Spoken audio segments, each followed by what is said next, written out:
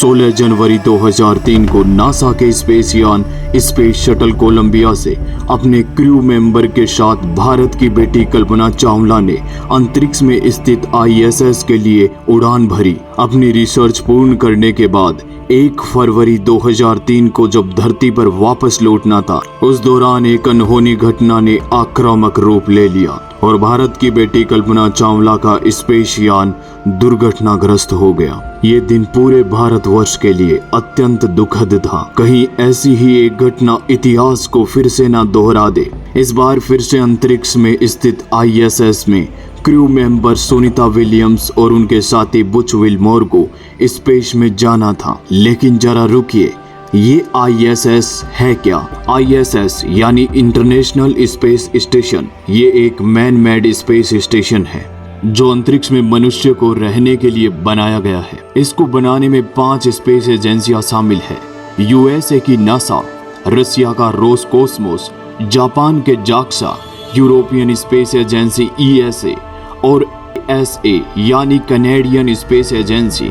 ये पृथ्वी से लगभग 400 किलोमीटर ऊंचाई पर, जिसे हम पृथ्वी का लो ऑर्बिट कहते हैं, में स्थित है और ये पृथ्वी के ऑर्बिट में 28,000 किलोमीटर पर आवर की स्पीड से परिक्रमा कर रहा है। ये पृथ्वी के परिक्रमा करते हुए 92 मिनट का समय लेता है। 92 मिनट में अपना एक चक्र पूरा करता है। इस तरह यह ISS पूरे दिन में 15.5 बार पृथ्वी के परिक्रमा लेता है। आपको बता दें कि इस स्पेस स्टेशन का उपयोग एस्ट्रोनॉट्स और साइंटिस्ट के द्वारा life science, human science, earth science और एस्ट्रोनॉमी जैसे अत्यधिक महत्वपूर्ण जानकारियों को इकट्ठा करने और अध्ययन करने के लिए किया जाता है। इस ISS में इतनी जगह होती है कि यहाँ 6 लोगों का क्रू मेंबर रह सकता है और अपने रिसर्च कंप्लीट कर सकता है। मनुष्यों को पृथ्वी से स्पेस रॉकेट के माध्यम से ISS तक भेजा जाता है। आपको ये जरूर जानना चाहिए कि एक व्यक्ति यहाँ केवल 6 महीने तक रह सकता है। आपको बता दें कि ऊपर स्पेस में ग्रेविटी नहीं है, इसलिए ISS में लंबे समय तक रह पाना आसान नहीं है। अब हम जानते हैं कि दुनिया को इतिहास के खुद के दोहराने का डर क्यों लग रहा है। नासा एस्ट्रोनॉट को फिर से ISS पर भेजने की तैयारी करता है।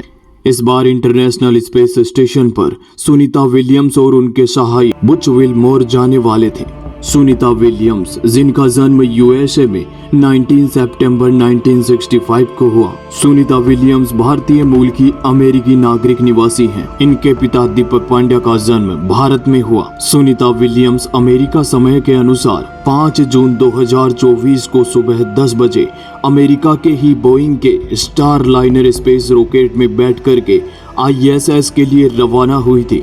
इस बार सुनीता विलियम्स उड़ान परीक्षण के लिए पायलट हैं और विलमोर मिशन के कमांडर। एक लंबा सफर तय करने के बाद सुनीता विलियम्स और उनके साथी 6 जून को ISS पर पहुंच जाते हैं। स्पेस स्टेशन पर पहुंचने के बाद सुनीता विलियम्स के द्वारा एक वीडियो जारी किया जिसमें वे अपने साथियों के साथ में डांस करते नजर आती हैं, अपनी खुशी को व्यक्त करते नजर आती हैं।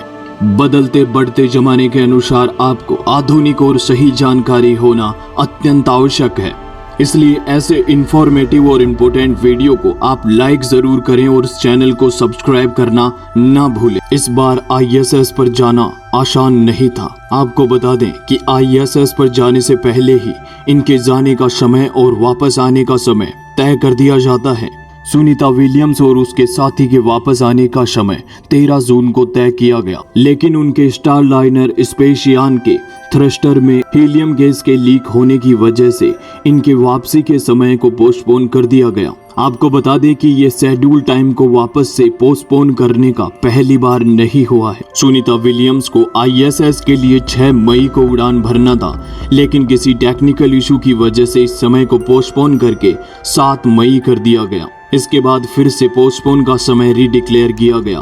फिर 21 मई को उड़ान भरने का समय तय किया गया, लेकिन उनके स्टारलाइनर में फिर से टेक्निकल इशू पाने की वजह से इस समय को वापस पोस्टपोन करके 25 मई कर दिया गया। इसके बाद 1 जून का समय तय किया गया, लेकिन तकनीकी खामियां पूरी तरह से नहीं सुधरने की वजह से इस समय को पोस्टपोन करके 2 जून कर दिया गया।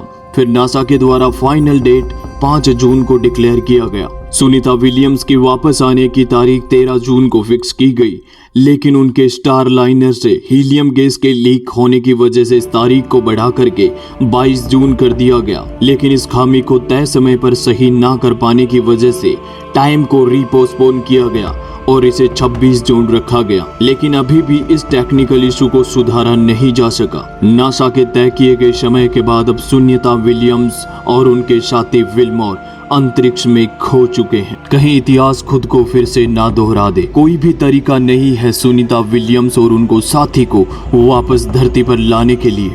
आपको बता दें कि न्यू स्पेस यान में एक व्यक्ति की 45 दिन तक रहने की व्यवस्था की जाती है, यानी अभी तक सुनीता विलियम्स को किसी प्रकार का खतरा नहीं है। वैसे भी इस दौरान वो ISS में है, जहां पर उनके साथी पहले से ही वहां रिसर्च कर रहे हैं। जैसा कि हमने पहले बताया, एक व्यक्ति के लिए ISS में 6 महीने तक का समय तय किया जाता है और इतने खाने पीने की व्यवस्था भी की जाती है। लेकिन क्या सुनीता विलियम्स अब अंतरिक्ष में ही रहेंगी? क्या वापस धरती पर लौट पाना नामुमकिन है? वापस धरती पर लौट पाना तब नामुमकिन हो सकता है जब उनके स्टार लाइनर स्पेस यान में किसी प्रकार का आते वक्त टेक्निकल इशू आ जाए। वैज्ञानिकों के अनुसार सुनीता विलियम्स और उनके साथी को किसी प्रकार की प्रॉब्लम नहीं है। वे जरूर सुरक्षित धरती पर वापस आएंगे। उनका कहना है कि अगर स्टार लाइनर स्पेस यान सही नहीं होता है तो उसके बाद भी सुनीता विलियम्स और बुच विल्मोर को लाने के लिए अनेक ऑप्शन बाकी हैं, जैसे सुयोज, क्रू मिशन और अन्य देशों के स्पेस यान, जिसके द्वारा सुनीता विलियम्स और उनके साथी को वापस धरती पर लाया जा सकता है। इस दौरान इसरो के चेयरमैन S सोमनाथन के द्वारा भी डिक्लेरेशन दिया गया कि किसी प्रकार की चिंता नहीं है, उन्हें सुरक्षित वापस लाया जा सकता है। स्टार लाइनर स्पेस यान लाने में सक्षम है। आपको बता दें कि सुनीता विलियम्स इस बार तीसरी बार ISS में जाने वाली पहली महिला बनने वाली हैं। सभी भारतवासियों के लिए एक और खुशखबरी, इसरो भी अब अपना स्पेस स्टेशन बनाने वाला है, जिसे बताया जाता है कि 2030 तक इसे लॉन्च किया जाएगा। वैज्ञानिकों के इस प्रकार के प्रयासों के लिए आप सभी का क्या ओपिनियन है, कमेंट बॉक्स में जरूर बताइए और दुआ कीजिए कि सुनीता विलियम्स और उनके साथी विल्मोर सुरक्षित रूप से धरती पर वापस लौट आएं।